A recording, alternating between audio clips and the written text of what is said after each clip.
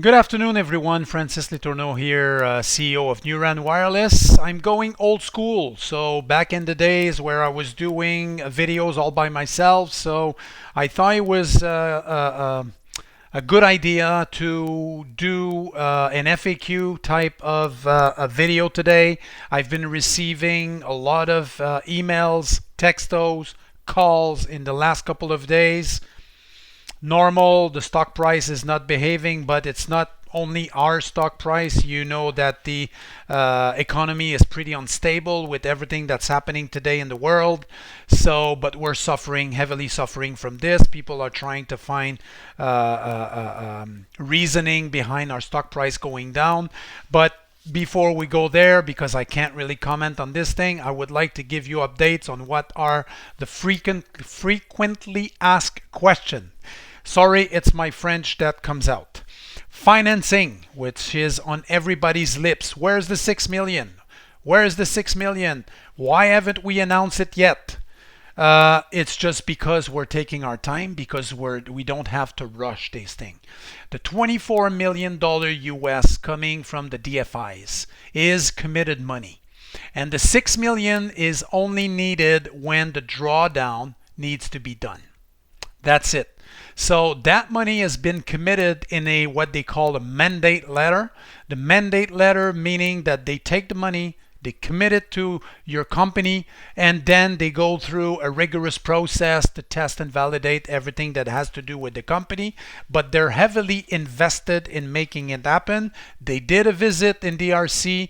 They're just about to do a visit in Cameroon to go and meet with the regulators, meet with Orange, meet with everybody, just to test the water. And it will take a couple of months in order to get the first drawdown. So we have time. Talking of time, it gives us the ability to plan not only for the 6, because as you know, the 6 matches the 24. The 24 is for 970 sites to be built in Cameroon and DRC. So we still have 1,000 site to plus to finance in DRC. We have MTN South Sudan for 250 site, and now we have Namibia that is coming shortly, and potentially others. Fingers crossed. And all of this allowed us to take our time and to make the right assessment of what is going to be the equity needed at the NewRAN African Holding Company.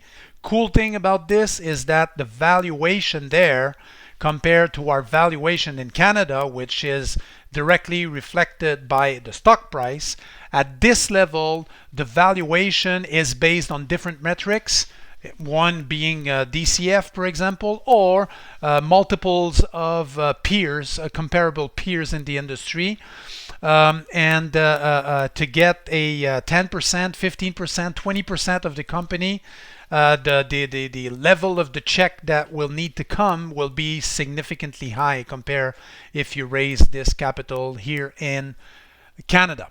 So we're talking to IFI's International Fund.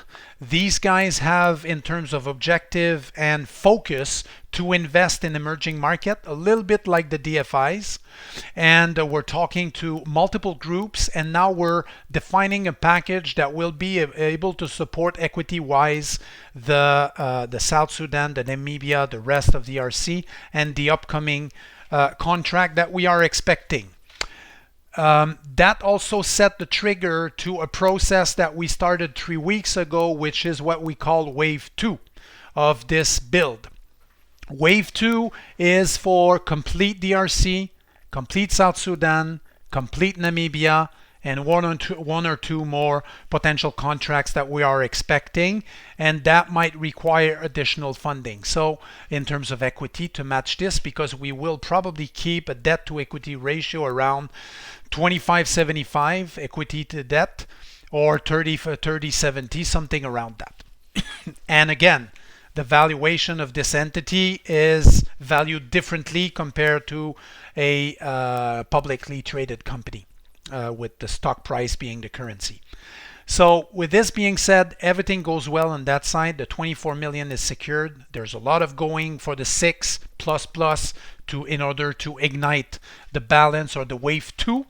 But you have to remember also that we have raised capital in 2021, $11 million, including $4 million from our strategic partner Spacecom, that believed in our business model and are still pushy. FYI, we're doing a meet and greet cocktail at MWC next week together, and we're inviting all our prospects and customer like Orange, MTN, Vodafone, and so forth. So we will all meet together at this meet and greet. But bottom line, where I'm going with that, the 4 million that came in from Spacecom was directly aligned for DRC, so we had the money for this.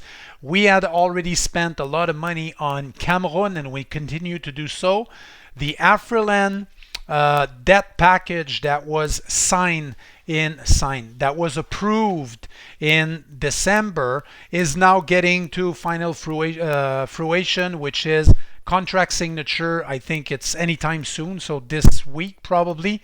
And once we get this signed, arrange the bank guarantee and get the money to bring back to Canada is in the plan, and complete the build cost, which is directly related to the service engineering and so forth. Because as you have seen in the press release that we launched last Monday, I had 2 slides where I presented the status of the bill of quantity of each country. I'll get to that in a second. But bottom line, we will be in a capital raising mode for the next 24 to 36 months. And once this is done, then we will be on a refinancing mode to reduce the cost of those financing moving forward. So bottom line, where the reception of the DFIs, IFIs, and other players in the industry are super high. People are really excited about what we're doing. The type of business model that we have put in, not business model. Network as a service or revenue share business model is well known. But the fact that we have minimum guaranteed amount in our contracts make our contracts bankable. So it allows us to raise debt. So we were smart enough to sign 10 years deal with mobile network operator involving minimum guaranteed amount that brings a lot of risk management inside of contract, and the banks loves this. So bottom line, it goes well on this side. We'll keep you updated as we go. Probably once we receive indicative term sheet, we'll disclose that, potentially not disclosing the name of the entities, but it goes really well. That was one of the main reasons why we made a stop in Europe. So that's okay for financing. Hopefully you guys are pleased with that, but feel free to send your comments and questions. They are welcome. Slow pace of delivery. You have seen in the press release that we've done 2 weeks ago, like not last Monday, but Monday before. You have seen 2 slides. Those 2 slides were used in the Steerco meeting that we had with Orange in Paris 2 weeks ago. This presentation was made on purpose just to demonstrate Orange that even with the COVID-19, the global logistics and sourcing problem, as well as the transportation, the planet transportation issues, we were able to deliver and we were able to progress. So in countries we have, if not in our warehouses, in custom clearance, all the necessary material to deliver those 120 sites in both countries. In Cameroon, if you look at this carefully, we went up to 45 sites now. There's 1 or 2 that will be built in the next couple of days, and then we will need to wait for the custom clearance to be achieved. Because if you look at the graphs, which is on the left-hand side of the slide, you see like 72 sites custom clearance for the solar or the power system. There's a couple more ancillaries, but this is where we stand. Once this is done, we can go full steam. Remember that from December 20 to January 20, we've delivered 30 sites. 30 sites meaning that we could be on a pace of 30 up to 50 sites a month in Cameroon. So it's not blocking us from moving forward. Unfortunately, it's custom clearance, but we're working on that. It should be done shortly. This is the impact of COVID because you have a lot of those vessels stuck at the port waiting for custom clearance, and we are in that queue. So once this is done, I'll keep you updated, but just look at the site live on the website. You will see those reported, but we will do NRs moving forward on the progression of this. DRC. DRC, it's a different beast. Yes, we have stuff stuck at customs, but since we launched the 12th site, we have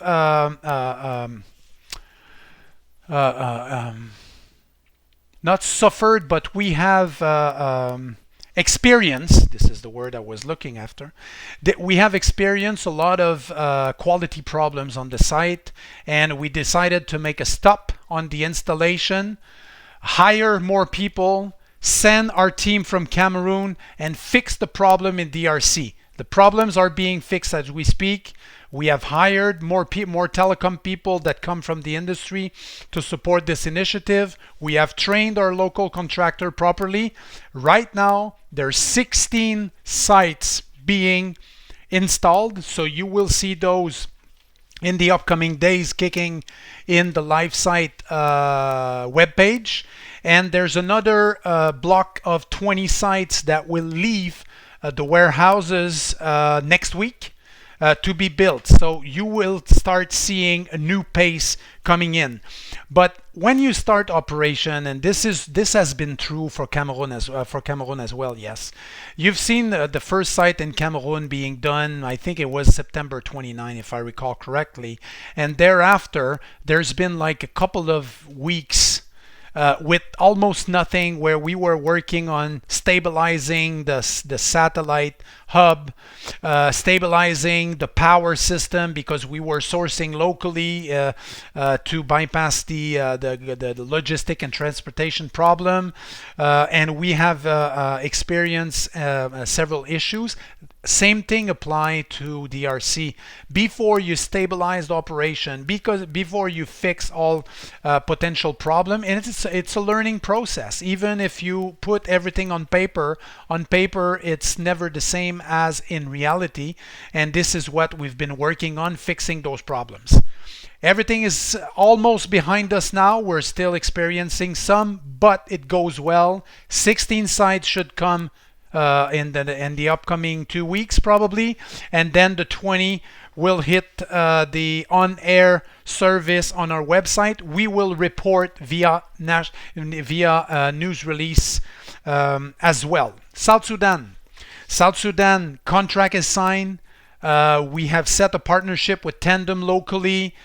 Peter and his team are currently doing site acquisition. So this is the status where we are. We are evaluating different options in terms of transmission and backhauling with the MTN South Sudanese team. Gordian, Lily, James, Isaiah are working extremely hard with our team. And those are people from MTN, by the way, with our team to make it happen. And of course, MTN South Sudan woke up my friend Elia in MTN Namibia, and we are able now to announce that we have signed an MOU with Elia for Namibia for a 2G, 4G network for rural and suburban.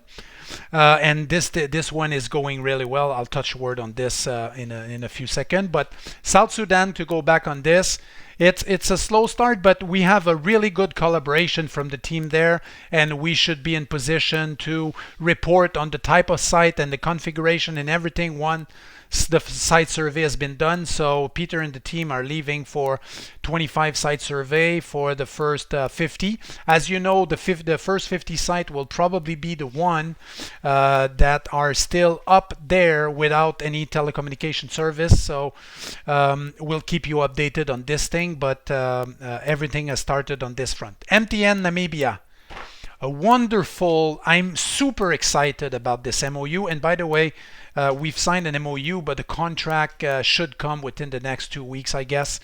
We are working on the different configuration, but this is going to be the first official use in a network as a service mode with an operator in Africa of our XG platform. XG, X stands for 2, 3, and 4G.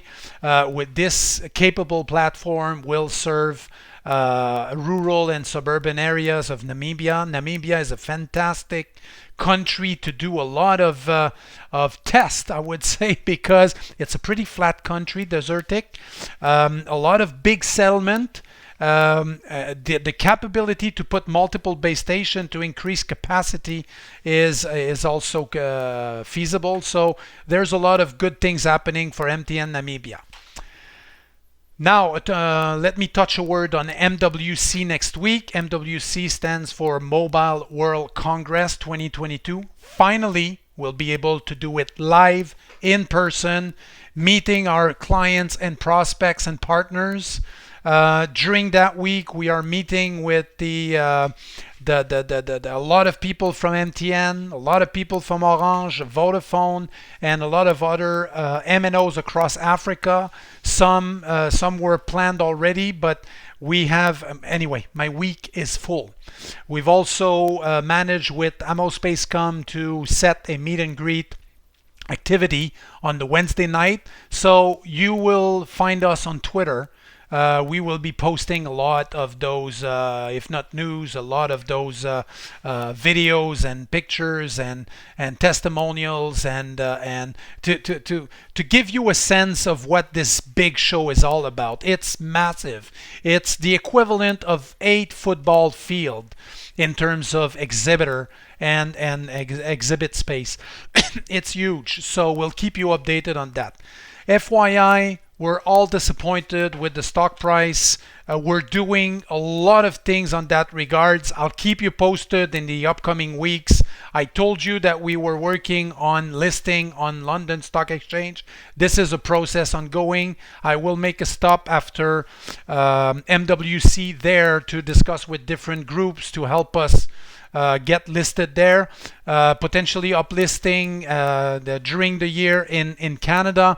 But down the line, we are a serious company. We are extremely well positioned. We have contracts. We have site ongoing. We have financing. We're ready to go. So thank you very much for being part of this journey. And I wish you a great weekend. And see you next week from Barcelona. Thanks. Bye.